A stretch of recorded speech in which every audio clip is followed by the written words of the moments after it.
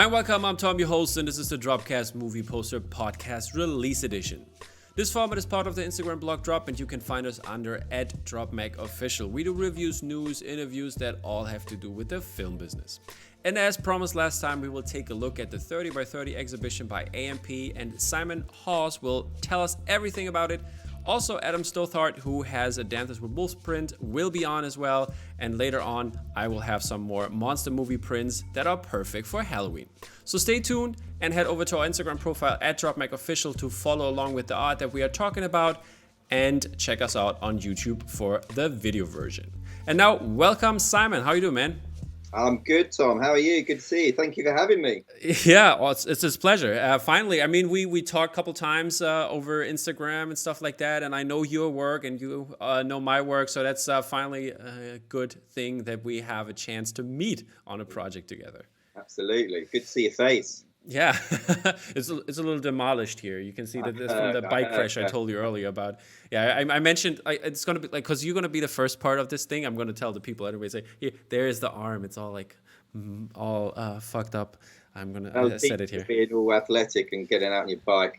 Yep, exactly. Yeah, I wanted to do something nice for the environment, but I guess that's how it thanked me. But yeah, you are one of the founders of AMP. Can you tell us a little bit about how this happened and how did you get into this? Yeah, I mean, AMP, as it's known now, I mean, back in the day, it was just known as Alternative Movie Posters, but it started probably about 10 years ago, I think, maybe. Just while I was freelancing as a graphic designer in London.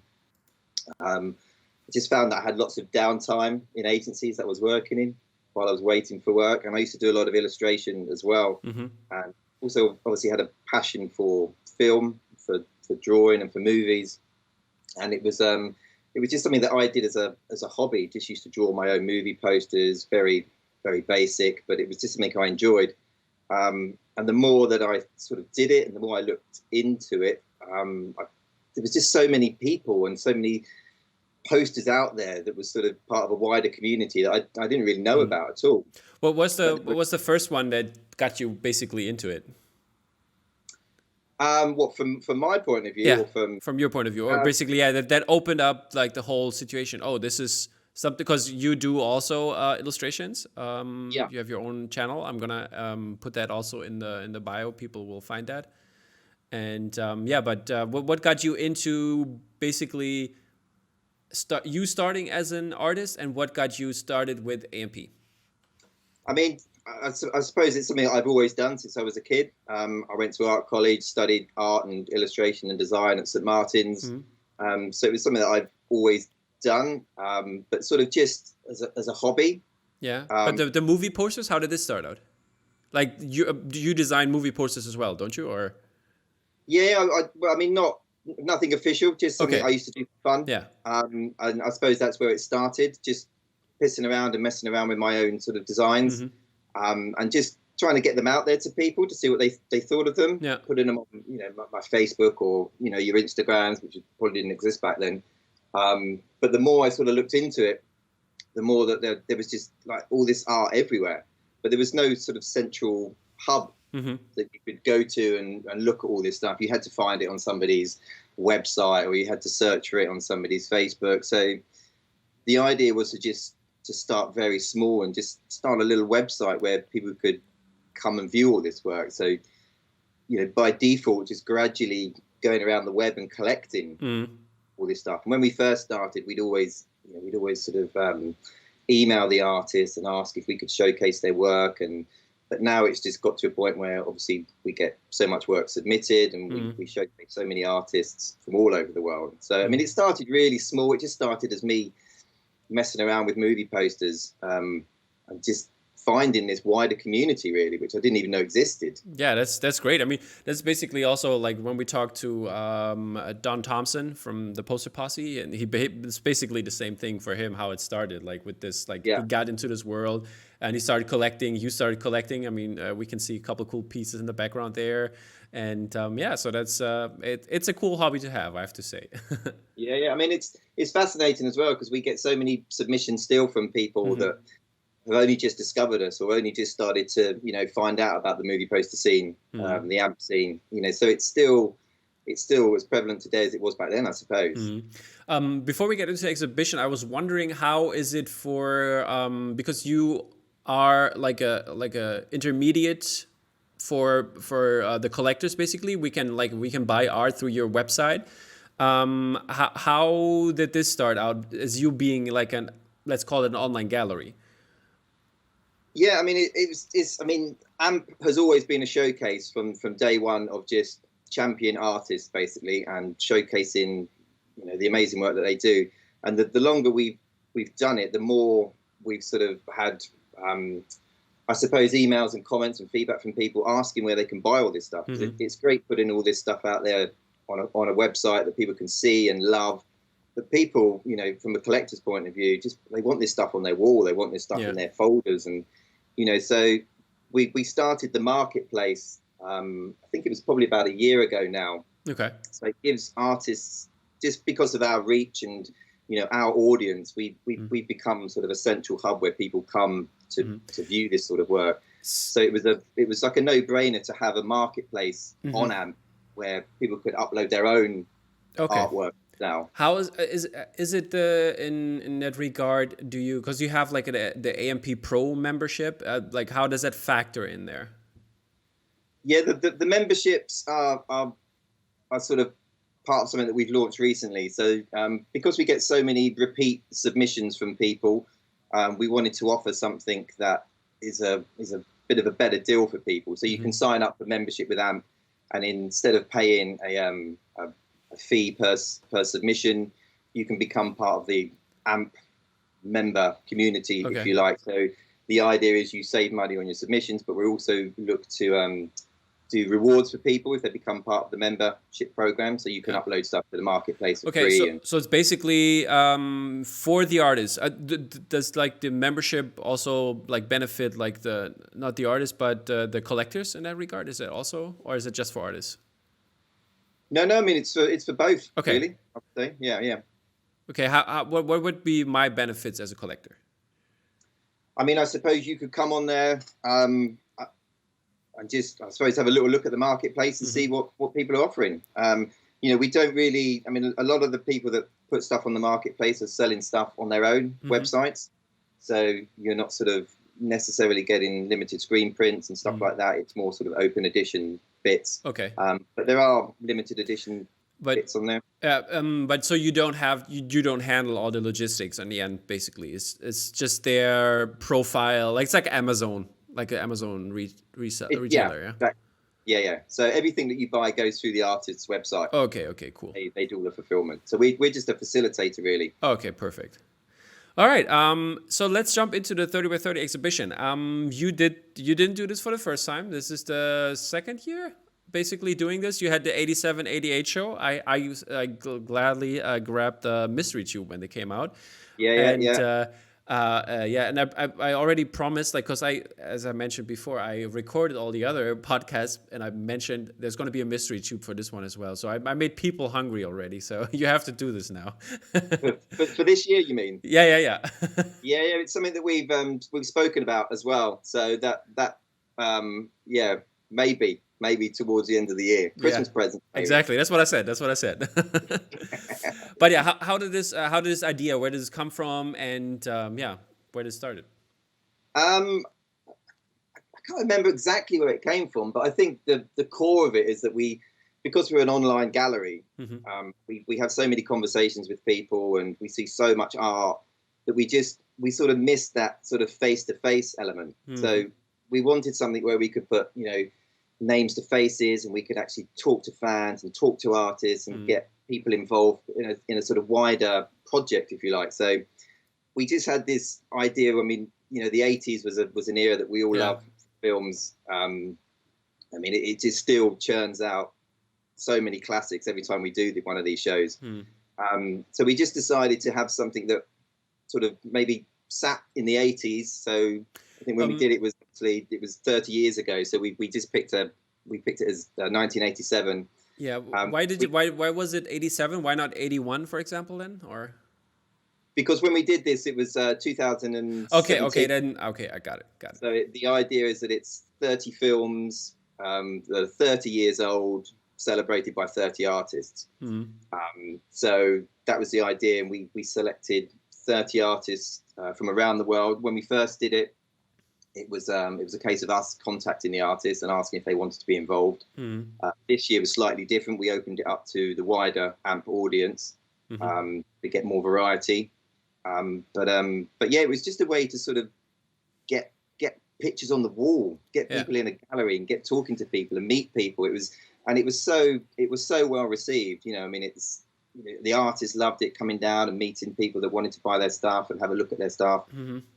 You know, I mean, you know what it's like when you go to an exhibition or you go to a convention. It's just that sort of. But you know, the thing is, we don't have that here in Germany. It's pretty sad. I have to go. Like, I wish I could go like to Comic-Con or Thought Bubble or something like that. So, but it's hard to do. Yeah. So yeah, I mean, the first one went really well. So we just grew it from there. The first exhibition for 1987 was in a tiny little gallery. I remember, just off Brick Lane not Brick Lane, off Liverpool. Okay. In Liverpool Street, I think it was, in London, basically in London. Okay. Are you based in London as well, or? Just outside London. Okay. I'm in Surrey. I work in London though when I go to work.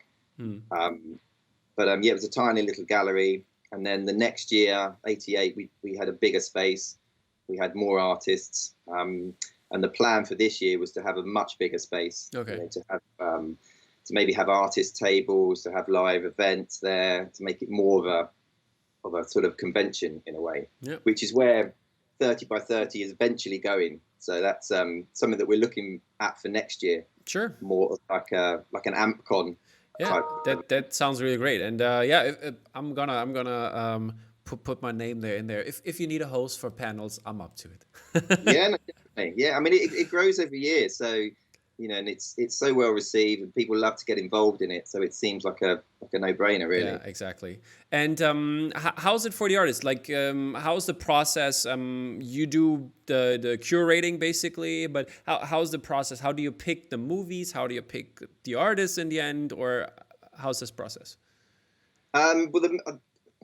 It's difficult. The first year we did it, we selected a list of films that we thought people would really love to work on, and we contacted a whole bunch of artists so we could pick 30 artists basically, and the idea back then was we sort of get whoever comes first come first served, if you like. So here's a list of artists and here's a list of films. So as soon as you sign up, pick a film, and that worked quite well, but it sort of caused a little bit of problems between some artists who wanted to do that film, but that film wasn't available. So we lost a few artists that way because they weren't keen on the titles. And then for 1988, we did it slightly differently. So we opened up. Okay, we picked the artists that we'd like to work with, but then we just opened it up and said, look, any film from 1988 that you want to work on, you know, something that really touches you, something that means something to you, you know. Pick it, work on it, be passionate about it. And in terms of the curating process, we sort of don't really curate them too much. We sort of let the artists, because we can't pay people to do these sort of events, you know, this is very much. But is it like, do you stop, for example? I mean, I could imagine if you open it up for artists, let's say there are probably more than 30 artists who want to do something, and maybe everyone wants to do one for Batman, you know, that's like, I wonder in this perspective. Yeah, no, we had that this year because we opened it up to larger audience this year. So we had a call for entry, if you like. So we had a lot of people asking to be involved. Because we were doing 2 years this year, because we missed last year, so we had I suppose a bigger pool of films to pick from. So we had like 60 artists that we needed. But there was that problem. A lot of people were saying, you know, I want to do Batman. I want to do Batman. I want to do Batman. But we didn't find that too much of a problem. I think there was maybe 3 or 4 people that wanted to do Batman. But when they found out somebody else was doing Batman, they were quite happy to pick another film. So I think we ended up with maybe 2 Batmans in the end. So it wasn't too bad. Just Peter and Ruiz? Yes. Okay. Yeah. No, and Sam Green. Okay, then it's 3. Yeah, then it's 3. Okay. Yeah. So 3. So yeah, we wanted to give artists more choice this year, and we didn't want to alienate anybody. We wanted it to be very much, work on a film that you love. Yeah, that's perfect. And it seemed to work quite well. Yeah, but we had the same concerns. We actually said to people, don't everybody pick Batman. Yeah, I totally understand. How is it with the rights? I mean, is it a licensing problem? I mean, those are older films, but I mean, likeness rights, everything. How does it work in that regard? Yeah, I mean, there's always that issue with licensing and copyright issues. We've had this before in the past, and we've actually worked with Paramount Studios before on actual licensing titles. But when we do the shows, this year especially, we had no plan to sort of sell the work. So it was very much just a case of, this is just going to be an online exhibition of fans. So there was no restrictions from our point of view. Do what you want. Yeah, okay. There was no issue with licenses or anything like that, because it was very much just going to be an online exhibition. And the closer it came to launch day, we had so many people asking if they could buy a print. So I suppose it was probably something that we shouldn't have done in hindsight in terms of licensing and copyright issues, but we offered the prints for sale. Was it a timed edition? Because like Adam didn't know as well. They were all timed editions. So how many people ever bought it? They get it, or yeah. It was just open for 48 hours, and we just opened it up to our audience for, we don't sell huge amounts. It was just for the diehard fans that wanted, that Teenage Mutant Ninja Turtles by that artist on their wall. Yeah, I mean the whole idea is great, because like for some people or for some films, I mean you don't have prints. I mean, Jacob's Ladder by David Lance looks amazing. Never seen a Jacob's Ladder print before, so that's a chance. And that's an incredible piece as well. If you go into the detail on that, I mean, it's just a beautiful piece. And David's he's just a mega artist. I mean, we've been very lucky over the years we've been doing this. So the talent we've had. I mean, the first year we had Paul Shipper involved as well. He's sort of untouchable these days when you need to do anything. But we always get blown away by the standard of work. Because I think it's so beneficial for the artist as well. We put so much time and effort into promoting the artist. Yeah. How was it with the outcome of the print? Who's going to print it? Is it White Duck, or who's going to print for you? No, we have our own printer. So we offered the small editions that we did as G-Clay prints. Okay. So perfect. We have we have a big. Is it 24 by 36? All of them, or? Most of them are. They vary in sizes. Smallest, I think, is probably like an A3, which is a Freya Betts. Okay. Hands. People just, I suppose, like to work in a variety of sizes. Some people like to work quite small. Some people just want it big and bold. Yeah, I know. A lot of there's like the community as well. There's like people who just only grab 24 by 36. If it's 18 by 24, they're not gonna get it. But I mean, as you can see in the wall in the back there, I need different sizes. Like wall space is limited, but I want art on there. It's a funny one, isn't it? Because it's 24 by 36. Obviously, licensed is a big tick, and obviously screen printed is a big tick. Yeah. So we sort of we didn't offer 2 of those ticks for the show, but it was just we're not necessarily talking to the die-hard fans here. We just people that just want a cool piece of art on their wall. Yeah, exactly. But yeah, I mean, you've done a great job curating this whole thing. So it's a pleasure to look at the artwork, and I think last year they had a couple of cool ones. I got a mystery tube. I got the Cesar Morena. Is it Morena? No. Morena. Yeah. In the back, the Top Gun that you got. I got the Maverick version though. That was kind of cool. And I got Big, I got Pet Cemetery, so like a couple of really cool prints by very cool artists. So it's always nice to grab them. Yeah. Are there going to be, if you do the mystery tube thing again, if that's going to happen, are you going to do like how many do you have like to put in like for the mystery tube? It's going to be just 10 only again, or? I can't remember how many we did last. I think it was 5 per tube, up to maybe 5 or 6 per tube. We did last time. Yeah. But you had 10 tubes in total. That's what it was. Oh right, okay, yeah. It would be a small amount, because what we do is we we obviously test print a lot of the work that we send out.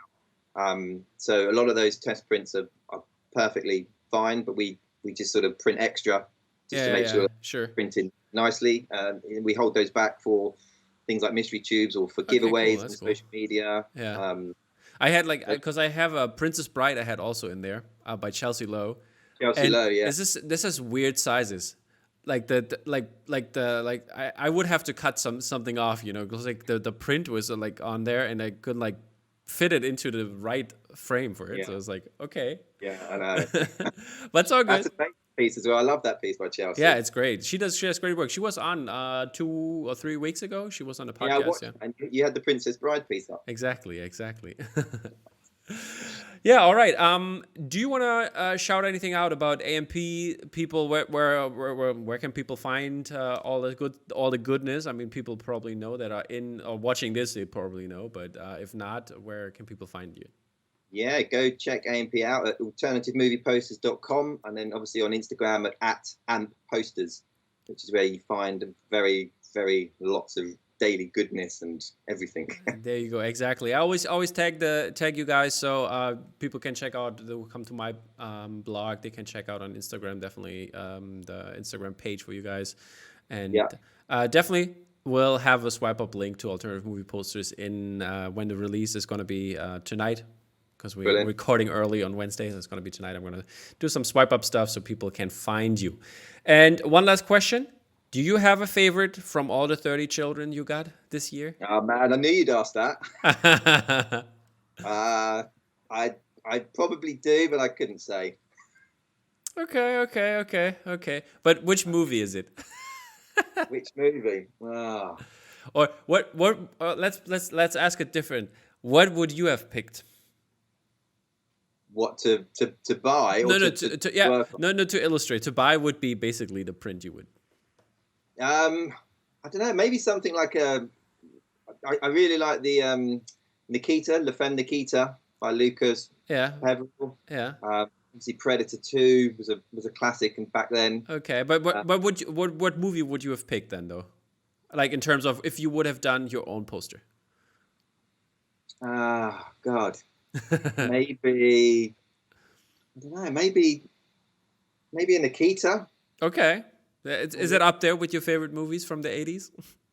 Yeah, I love that. I remember watching that film back in the day, and I remember doing some screen prints of it as well, like doing some drawings and screen prints of it way back when I was at college. Okay, cool. Yeah, I remember that. So yeah, that's a good answer. I'll take it. And the print by Lucas looks very amazing. I love the color array he used there, and it's like really cool stuff. It reminded me a lot. I said it. I will say it for the people who watch it.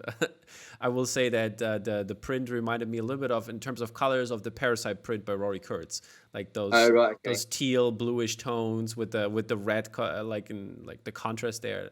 Really good stuff. Which film would you have done if you would have done one? I mean, I love Do the Right Thing. That's one of my favorite movies from. Do the Right Thing, yeah. Guy did an amazing job of that. Exactly, love that one. That's a really cool piece. Okay, so now we talked to Simon, and he told us about all the ideas of the 30 by 30 exhibition by AMP. And now I have the chance to talk to Adam Stothard to talk about his Dance with Wolves print that he did for this exhibition. So welcome, Adam. How you doing, man? Yeah, very good. Thank you for having me. Yeah, man.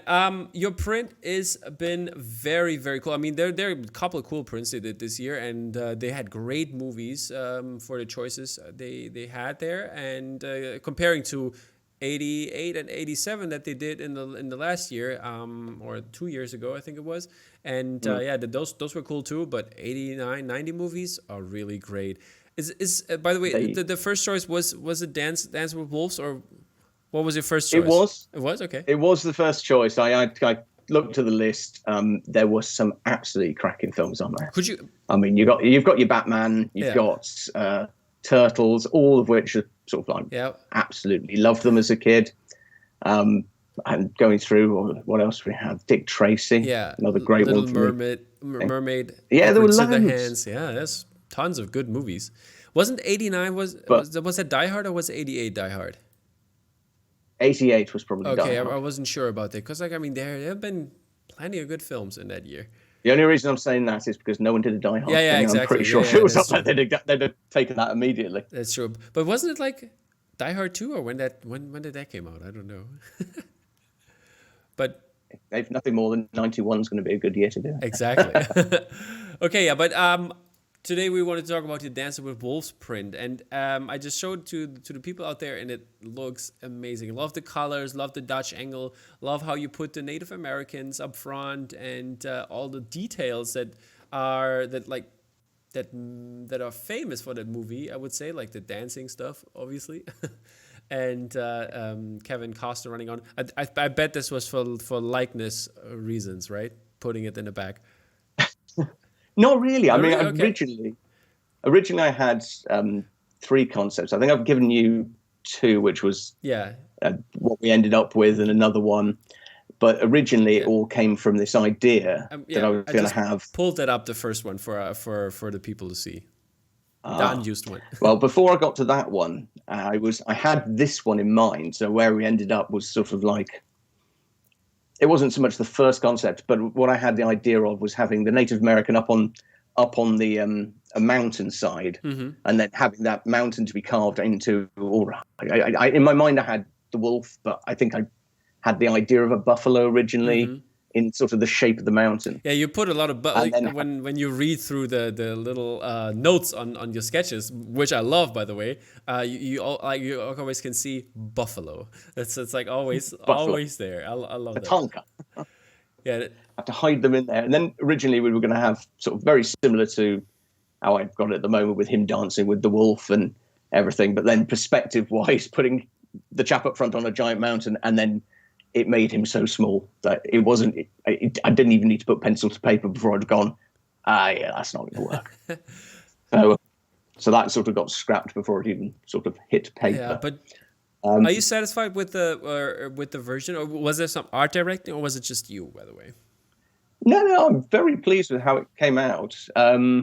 But I think I changed it. I mean, there was always a progression of doing these sorts of things. You sort of set them up to, I suppose, you have the idea in your mind, and if you get close to that as you start putting things down on paper and you start moving things around, get your composition right. And I think in the end, I don't think it would have worked having the words "Dancing with Wolves" and having the biggest thing to be a buffalo.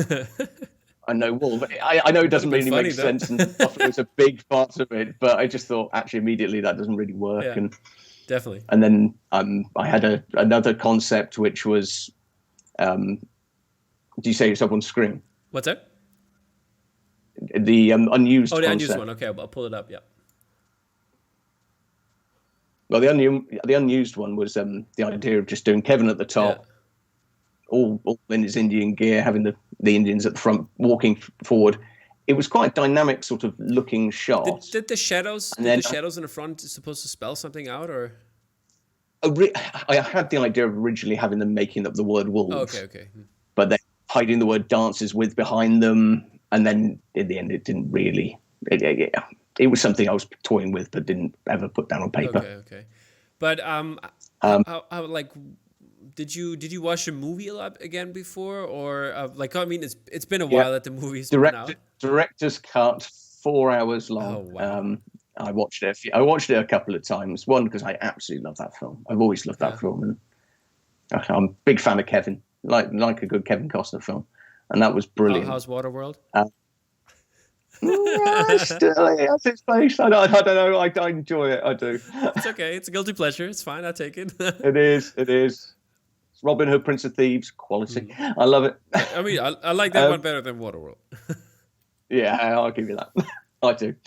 But I mean, the biggest thing that came out of that film with the landscapes. Yeah. So I just went, when talking to Simon, and sort of said, which one are you picking? I sort of went Dancing with Wolves. I'm pretty sure in my style, picking up a long landscape would just fit for me. And it's sort of that idea of capturing the ever going back sort of plains and prairie. Yeah. Was always the plan. Where did the edition of the Dutch angle came from? Well, to be honest, it was when I was trying to come up with concept. Originally, I had it all quite flat. Oh, okay. And when I was pulling it all in, it kind of just was quite flat. Yeah. And then just by tilting it ever so slightly, it just made that more dynamic, right? I don't know what it is. It does. It just makes it more dynamic. But it's like Ben Ferguson always says, when in doubt, put a Dutch angle. Yeah, exactly. It works. Yeah. But it was just then I could, instead of having sort of all the Native Americans sort of all flat either side of themselves, just by tilting that, you can get one taller, one smaller, one on the horse. It just framed it nicely and led the eye through. Yeah. I mean, it turned out very great. I really loved it. I loved it. What you gave me also the work in progress one where it's just basically like brownish colors where it's grey. Yeah, I mean when I do these paintings, I tend to do it all in one color. Okay. And then add the color as washes afterwards. So I just start overlaying into color on afterwards. Everything I do is always in those browns. Yeah. Okay, I see. Why did you pick that? Is it a certain reason? Not really. I mean, it gives me a bit of freedom because what I can do is when I'm drawing it, I can focus in on the detail, less so the lighting. Okay. And then when adding the color in afterwards, I can punch up the lights, I can bring focus, I can do all that. But it's also a way. I mean, it's also a way that I end up putting a lot of detailing and then almost completely darkening it out with sort of low lights and things, so it can go quite dark, and yet if you zoom in on all those black areas, there's still huge amounts of detail in just about see. How is that? Why not black and white in that regard? Why this brown color? Is there a reason for it, or? I think when I started doing it, I think I started doing that kind of black and white, or brown white, sort of brownish colouring, entirely by accident. I was working on something about 4 years ago, and I think it was just the paint I was using, because the way I build things, they're all sort of painted with gouache brush in Photoshop. Yeah. There is almost like a bit of paint that I sort of painted years ago, which I think is a sort of browny orange, and I put that in an individual folder, put a mask over the whole thing, and using the brush, I paint out the mask. Yeah. So what I'm doing is sort of revealing this paint behind. Yeah, I think that's what Dolly does too. He did it in his live drawings. I think he showed this kind of style of doing it. Really? I think he did. I'm not sure. Maybe I'm wrong. But have you seen the live drawings he did lately? I didn't see his live drawings. No, I meant to. Yeah, it's still, I think, on the AMP Chapter. The AMP Chapter one is still on. I don't know if he did it on the Marvel one on his Instagram, but they're up there, so you can definitely check it out, like what he does. I mean, you're also a Poster Posse fellow, so that's. Yeah, you got to give love to the boys. Yeah, exactly, and the girls, of course. I mean, Eileen did a great one yesterday. Did you see one? She did. Were you there? Yeah, right. You were there, right? In the chat yesterday. I dropped in on the chat. I watched it this morning. I couldn't stay up because of the children. Yeah, but yeah, it's been a great talk. That was very pleasant, and I had the chance to talk to Kiko, and we're gonna do our talk as well in 2 weeks. Fantastic! So brilliant! Great. She was brilliant. Yeah, she was absolutely wonderful. Amazing. Wasn't she? And by the way, she said something about being old? Where was that? She looked like 25. She looked younger than me. I know. It's when she said she was old, I thought, oh my goodness. And then she started talking about all these, what she's saying about Chuck Close and things like that. I'm thinking, well, I did Chuck Close at school, at college as well. And they're going, I must be old now. I didn't think 37 was old, but I think the kids have aged me, so that's fine.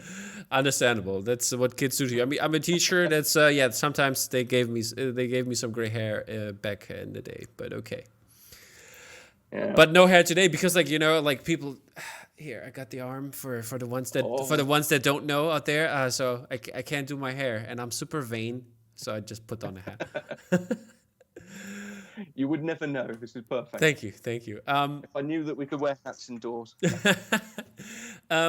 So, how was the contact with AMP? Did they approach you? Were you always there in their portfolio? Did you do one for the last one?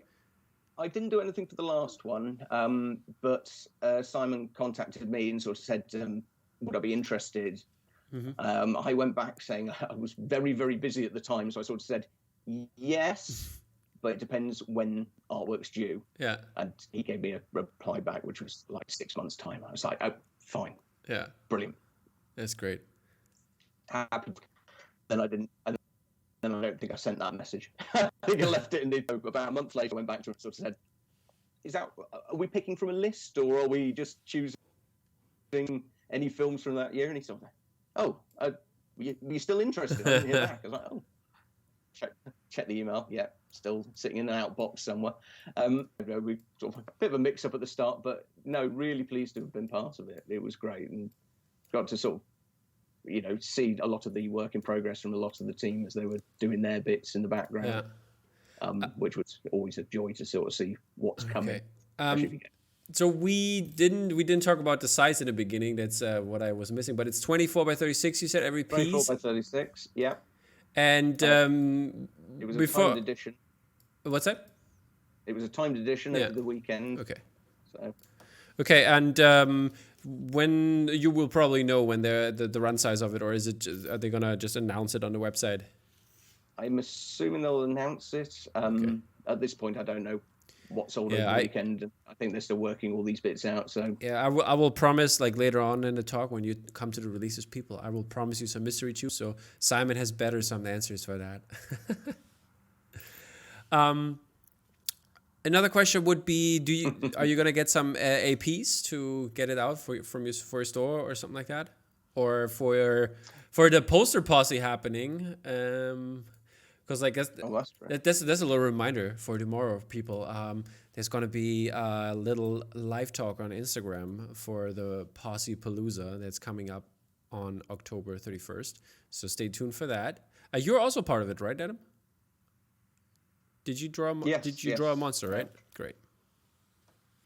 I meant to draw a monster. Did you do that? I think you did, but I'm not sure. I don't know if I did. I'm definitely going to be doing part of their October stuff. Oh, okay, but not for the Posse Palooza, right? Or no, maybe not. I meant to. I'm not sure. I don't know. Maybe there's still time. If it's due for tomorrow, then certainly not. It's not due for tomorrow. Don't worry. It's not due for tomorrow. Don't worry. We still got some time. It's like this is the insight for the people. Now you know a lot, but yeah, it's gonna come out. It's gonna come out later. You know how well organized I actually am. Only this year I've got a calendar just to remind myself, and I haven't put a single thing on it so far. Ah, great. There you go. But yeah, so APs, we're not gonna know about it, but people will be selling stuff at the Posse Palooza from their own store, as well as the cool prints that are gonna come out.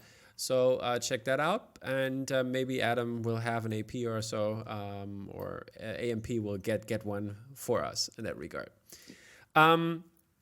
Before we're gonna leave, I wanted to talk about the movie itself, because since I do movie reviews and that for the blog here, mostly in German, but I started doing it in English for like the English crowd that is following for the movie poster podcast. So a short movie review on your side of Dances with Wolves. What did you like? What didn't you like? And how would you rate the movie on a scale from 0 to 10? Right. Well, I mean, I'm a big Kevin Costner fan. I absolutely love the film. So I'm coming at it from, it is cinematography at its best. It looks beautiful. Every single shot. I mean, it helps. I'm not sure how, well, quite a bit of it might have been sort of painted backgrounds and done in studio, but I mean, a lot of it's got to have been done in situ out on the prairie, and it just looks absolutely stunning. Is there anything you don't like about it? This. Oh, Adam, you're kind of frozen for a sec there. Are you still with me? Or is it me? Okay, I'm still here. You're back. No, unfortunately, I'm back. So yeah, saying the scenery is absolutely gorgeous in the film. The acting, I mean, I love the film. So it's this is why I don't do movie reviews. By the way, I stutter and stammer when it comes to anything like this. It's okay. You got your wits somewhere else, so it's all good. Hopefully, yeah. So it's about John Dunbar. He's a Civil War hero who gets taken onto an outpost at the far reaches of the prairie. Basically, he's almost the outpost has been long since left abandoned. He stays to build it back up again. Then he befriends some Indians and a dog. And if you thought, as the story goes, he then sort of almost, I suppose, feels alienated from his past life and Western civilization, loves what's going on with them. The Indians ends up sort of staying with them, marrying them. I love the film. It is 4 hours long if you're watching the director's cut. I did a few times for this. But it's just beautiful. It is just a wonderful, heartwarming story. Yeah. But is there anything you don't like about the movie? Like, I don't know. Did you maybe didn't like the sound design or whatever? No, the soundtrack's wonderful, but 4 hours long. The length, okay. You could carve an hour out, I think, and I'd watch it twice as many times a year. But it's all I can think is the year. Yeah. Okay. And how would you rate the movie from on a scale from 0 to 10? I mean, it's up there for me. It's one of my favorite films, so I think I would put it in at a 7.5 to an 8. What? If that's your favorite movie, I don't know what that low. I thought it's gonna be a 9 or a 10 at least. Well, 7.5. That's kind of low for your favorite movie. Movie is Labyrinth, so that sort of gives you the bar. Okay, so Labyrinth is a 10. Yeah. Labyrinth is a 10. Yeah. Okay, I see. Got to love a bit of back, but Dance with Wolves, maybe a solid 8. Okay, solid 8. You heard it here first, people. Adam Stothard gave us a movie review for Dancing with Wolves. He's very critical, loves the movie, gives it 8 out of 10. And Adam is a Poster Posse fellow, so check him out on Instagram. You find him at @_illustrator, and Twitter as well. Same thing, or Twitter is ad illustrator, or is it ad Stothard? Might be ad Stothard or ad. But if you just not if you type it in, you will find his name. Type his name in, you will find everything you need. And check it out with the Poster Posse. Stuff is gonna come in the future. Also, Adam's other work that he's doing by himself. So Adam, it's been a pleasure talking to you, and thanks for doing this. Thanks so much. Okay, take care, man. All right, and now we will jump into the single releases, individual ones that I'm going to talk about today. There's a lot because it's the 30 for 30 show that we already talked about, that I talked about in the last release podcast, and I picked my favorites from that show. There are so many cool ones, but those are definitely my favorites from that show this year. And then we will also look at some soundtrack related artwork and some individual work, and also some horror classics during the show. So stay tuned and let's jump right into it. The first one that I wanted to talk about is The Joker. The Joker by Peter Strain, and this is, as I said, for the 30 for 30 version. And the Joker, this is a gift. There's a variant and a regular. The variant, I think, was the one with the hat, and without the hat is the regular. And the Peter Strain does work a lot with the typography, which is really cool, and I really like the way he does it in his artwork. And this is a very cool piece for the Batman, for the '89 Batman. And this is definitely a must-have, I would say. Love also the illustration he kind of uses, like the brush stroke elements, or even sometimes it even looks like chalk to some extent. But very, very cool stuff. And the next one is an old friend, Ruiz Burgos. He did this wonderful Batman '89 piece. I think there were a couple more. I think that's the last one we will cover, but this beautiful piece by Ruiz is just amazing. The details on it, if you look more closely on the characters here, this is just amazing. The Batmobile there, great stuff by him. if I have not mentioned it, there is no idea on the sizes, but I think most of them are 24 by 36 and only a small number of edition. Most of the time it's just 25 to 30 or less. So check that out. Go to the stores of the single artist if you like one. Go to the AMP page. They have some. They might have some. And yeah, and there will probably again be a mystery tube in the future. So also stay tuned for that. The next one is by Alberto Reyes. It's Teenage Mutant Ninja Turtles, and this one is just amazing. It's a really cool, detailed work. I like the foot soldiers there. The turtles are surrounded, and yeah, like got the title block on and everything. This is really cool. I like the border, the framing border there, and yeah, one of the first movies I saw in the cinema. So that's definitely a classic right there. Also, a great movie from this time period is Little Mermaid. This one is by Oregon Pizza, and Oregon Pizza does some really cool artwork, and I really like this one. Having this kind of feeling that she is trapped with like the darkness surrounding her, and she's looking up to the light, and I think that's a really good interpretation of the Little Mermaid and what it stands for. I'm sorry.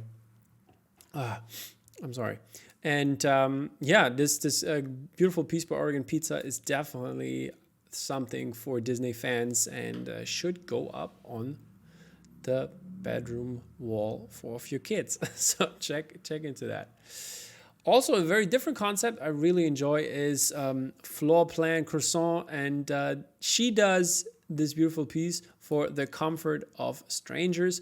Not very familiar with the movie. I know about it. I've never seen it though, but I just like the idea of her artwork, and I always wanted to feature it. So now it's time to feature it properly. And she's also part of the 30 for 30 show here. And she does like this, as the name suggests, the floor plan of movies. Or for example, she had a show where she drew in watercolors couches or sofas from different movies. And this is a really cool concept, and I like the way she goes. And I think she's gonna be very famous at some point for doing this cool artwork. That is definitely something different than I covered and that we've seen before. The next one is one of my favorite movies, Do the Right Thing, Spike Lee movie, and this is just a classic. And I love this piece by Guy Stauber. I hope I pronounced it right. It's called The Hottest Day of Summer. It's a 24 by 36 edition, and there are only 25 available. I could find that on his page. AMP sadly does not have all the information, so maybe in the future, AMP, please put that on there so I could inform the people out there as well. But yeah, this piece is really cool. Got Radio Raheem, rest in peace, down here at the bottom. Got all the old heads there. Only basically Spike's character is missing, so that's kind of sad that he's not there. But love the artwork. The brownstone basically kind of covered there. The hottest day of the year. Got what's it called? The sprinkler? I don't know what's it called. I forgot the name, but yeah, got that in there. So that's really cool. And yeah, it's a really, really great movie. Definitely must watch if you have not seen this classic. Another classic, which everybody should have definitely watched, is this one here, Edward Scissorhands. And this piece is by Freya Betts, and she did an incredible job. I love her artwork and the details she puts in there. Winona Ryder, you can definitely see it's her. Love the details in the snowflakes there. Oh, it's just amazing. And with the background, yeah, she does good work. Freya is such a cool person, and yeah, you can check her out on the interview we did couple months back even. So it's been a minute, so check that out though. It's definitely worth it. Another Edward Scissorhand comes by the one and only Andy Fairhurst. Loving what Andy is giving us, and this piece of art looks amazing. Edward Scissorhands, very cool piece, and it's totally different from the work that Freya did, but they're both very great, and they could even go together in a cool two-way poster wall framing scenario. So check into that. Another film I really enjoyed was Awakenings, and this is a beautiful piece by Baso Lazonski. I hope I pronounced it right. I think it sounds at least Polish, but maybe I'm wrong.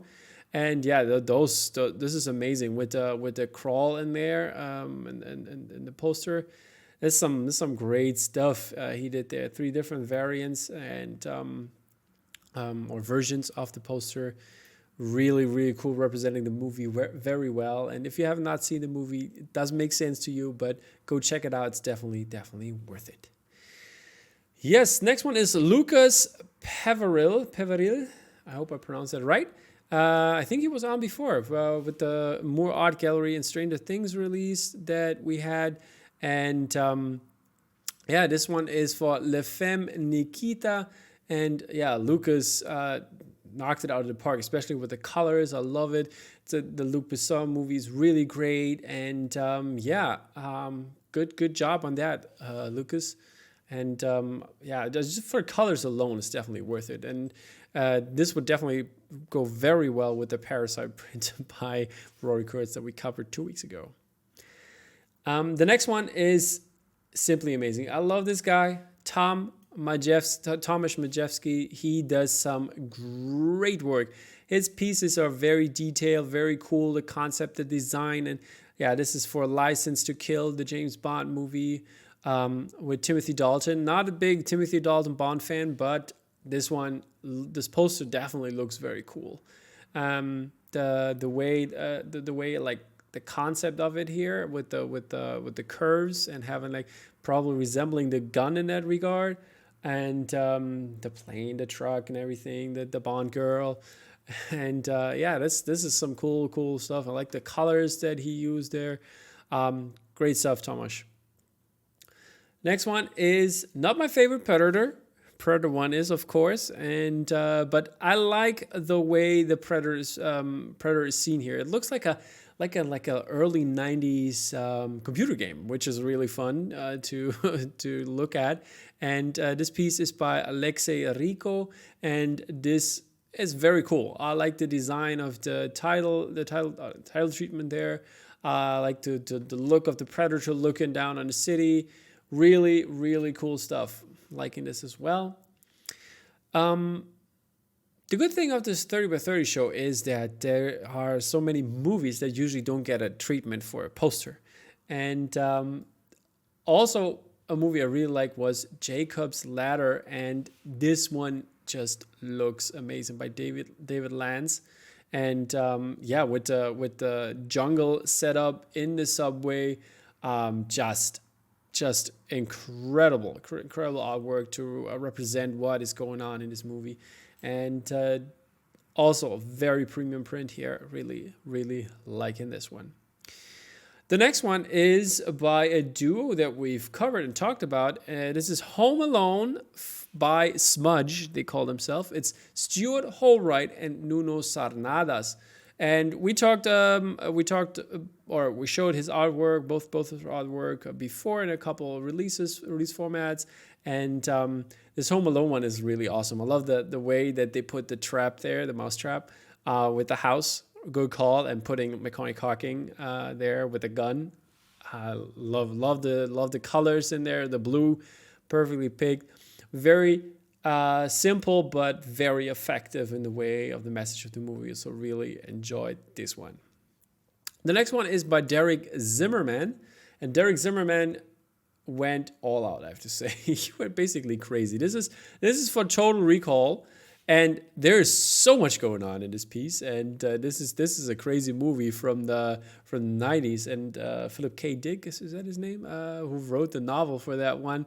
Just amazing. They got every character in there, every crazy person, or like not crazy, but every crazy stuff that is going on in this movie is depicted, and I really enjoy the way it is set. Love the colorways to keep it in this Mars kind of scenario. Also recalling this sci-fi scenario with the greens there, for me at least, and that's turned out really well. So cool poster, Derek Zimmerman. Next one is one of my favorite childhood movies, The Witches. I love that movie so much. It was such a great thing, and I love this poster with the actual witch and the like bewitched version. And that's the remake's coming out is coming out soon, and at the end of October I think it was, and by Robert Zemeckis nonetheless, and some other cool people worked on that, like Guillermo del Toro, Alfonso Cuarón, and more. So that's really cool to watch out for. And this poster looks very cool, and I can't wait if there's going to be a poster for the remake one. So Adam Stothard did this, and Adam, you should look into that. Make one for a HBO Max version that's coming out soon.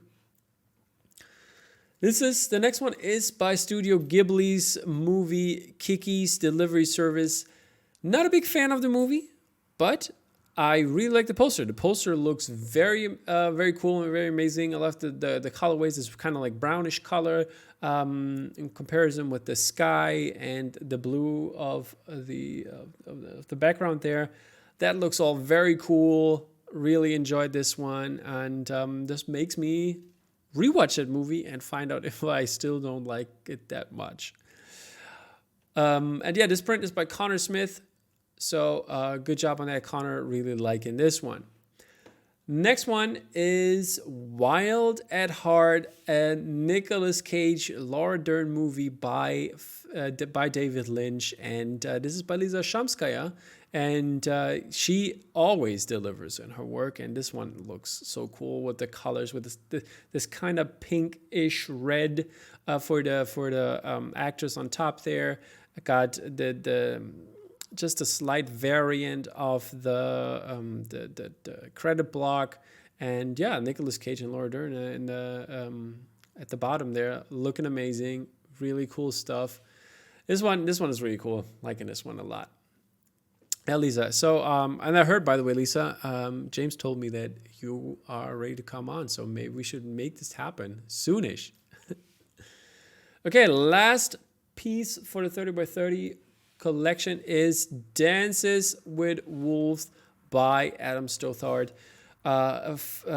He is Adam Stothard. He's a really cool guy. He does really cool work, and he's also a fellow Poster Posse member, Poster Posse Pro. And this piece is really cool. Loving the Dutch angle there in that regard. This perfect. Captures the movie perfectly, in my opinion. I love the colors he uses, just those warm tones. Got even the outfits and the feathers in the hair of the Native Americans there. It looks just incredible. So great poster. So this is it for the 30 for 30 collection. I also said the exhibition there, and so look out for the mystery tubes. They're gonna come at some point, probably at the end of the year. Maybe early next year. Definitely worth it. I had last year one, and there are some cool posters in there that I really enjoyed. And so many choices. So at least you have probably, if you get a mystery tube, you at least hit one of those cool posters. Next one, we're going to continue with the bigger galleries, the more known ones. Mondo, we're going to start off with them. And Mondo, there's some good guys as well. I messed up lately, and they helped me out on that. So thank you for that, Mondo.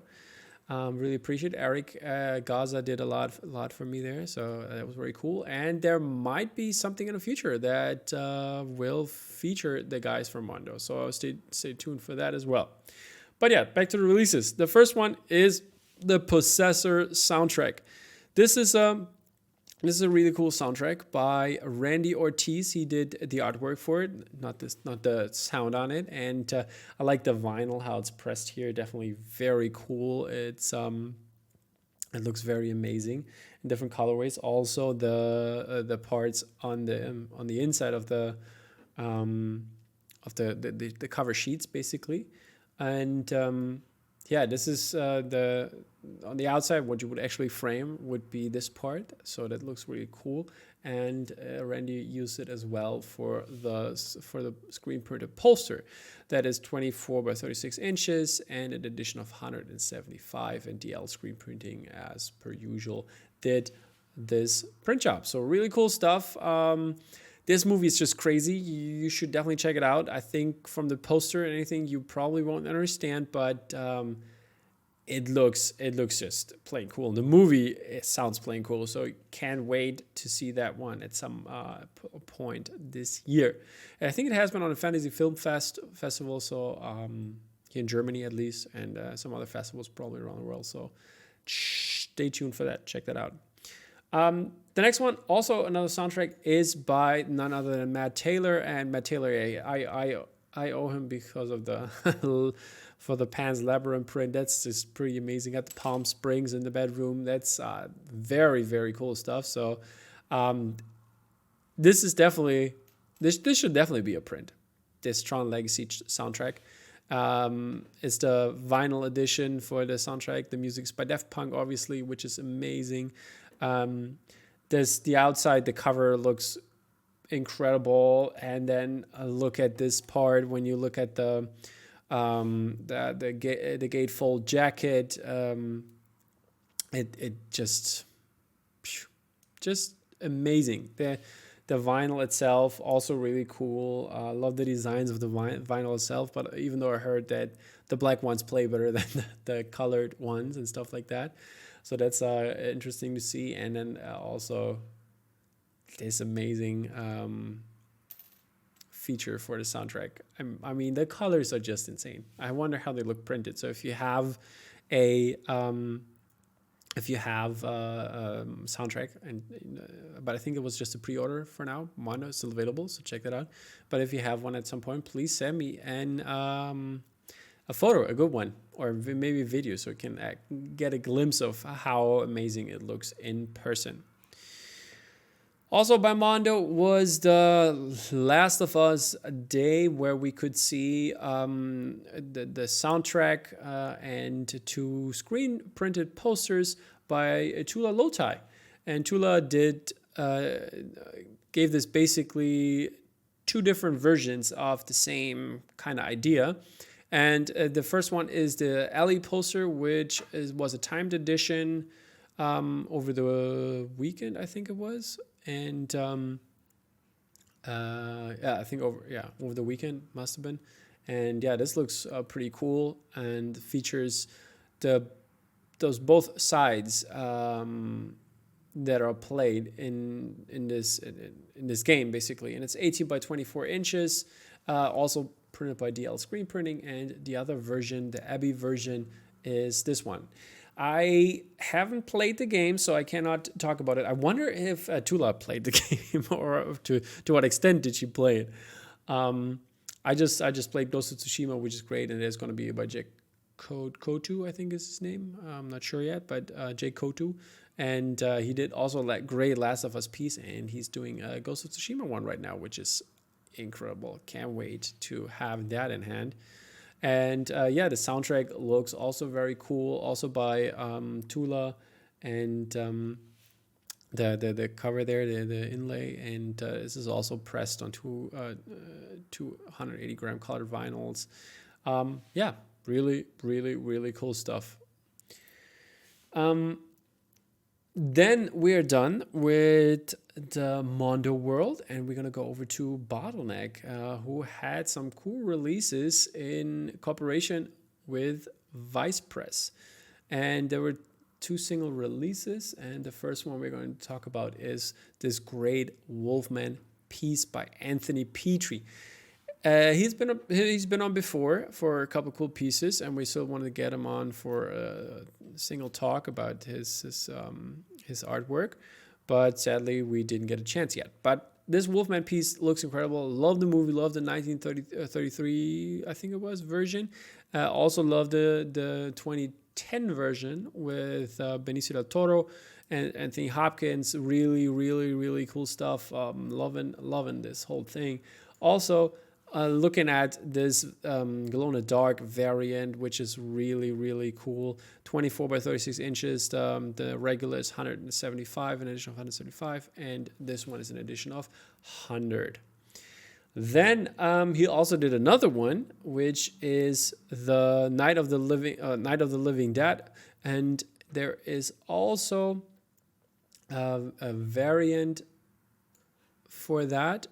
and the variant is also is in this case. No, never mind. This is the regular. The regular is, I think it was glow in the dark this time, and the exactly, and it's also 24 by 36 inches, and it's edition of 150, and the variant, which has this kind of cool concept of the zombies, and I really enjoyed this one. So this definitely must have for horror fans and for zombie fans.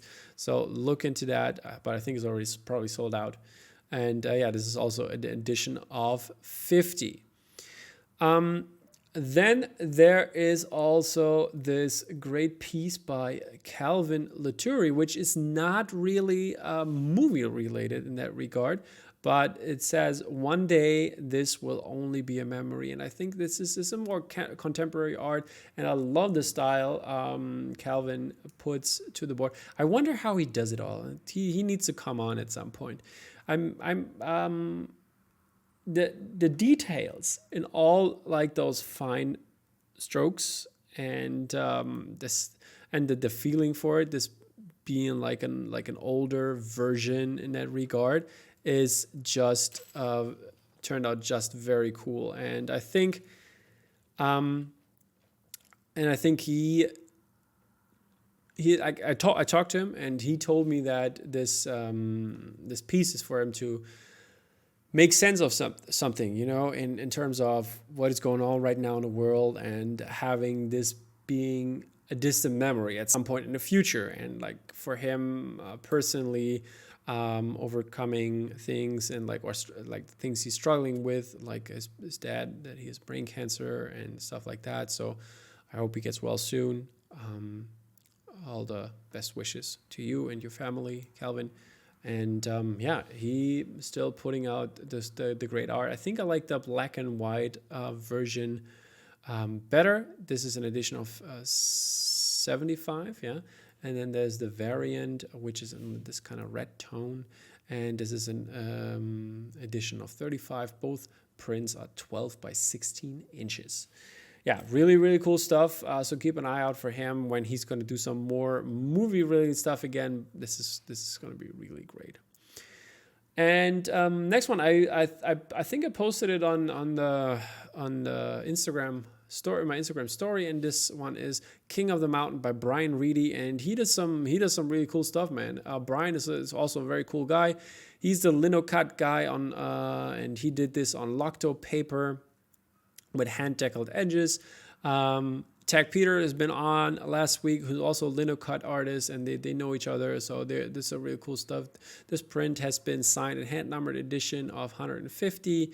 Skull Island there featured, very cool. And I think Brian, and by the way, I heard that he's doing also, or he did for Uniqlo, he did some very cool artwork for the t-shirts for the Disney series there, and good on him, man. Good job, Brian. And maybe he's gonna be on also. Have some more linocuts art. That's the thing, man. That's the thing, people. That's something else than the poster stuff. But last but not least, I have two more things to show you. And first off is going to be this Attack the Block piece by Petry Conan. And this is a co-release from Bottleneck and Vice Press. And there's something cool happening with Vice Press, so people, look out for that. I'm going to working with them in the future. There will be some more time, so more news on that when it's time for that.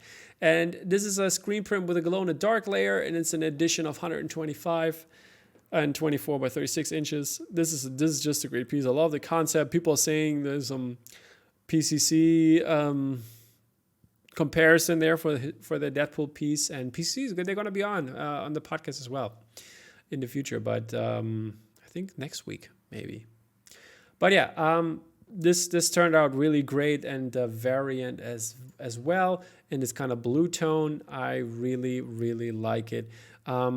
This edition, the variant has only been available 75 times.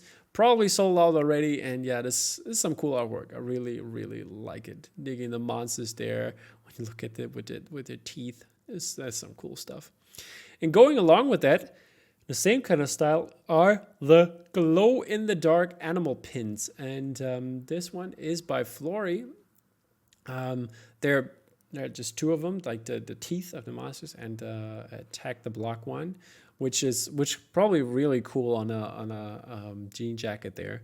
So yeah, pins, people, buy some pins. That's some cool stuff. I'll definitely grab one. And yeah, this is the glow in the dark version for the teeth, and this is the glow in the dark version for the credit.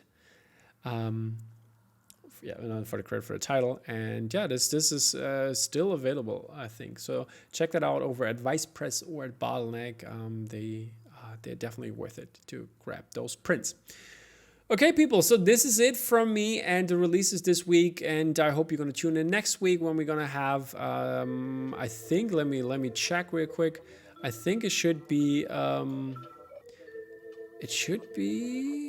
there we go, we're going to find out. It's going to be Sarah Deck. Yeah, I'm going to talk to Sarah soon. I'm going to put up some questions. If you have questions out there, let me know.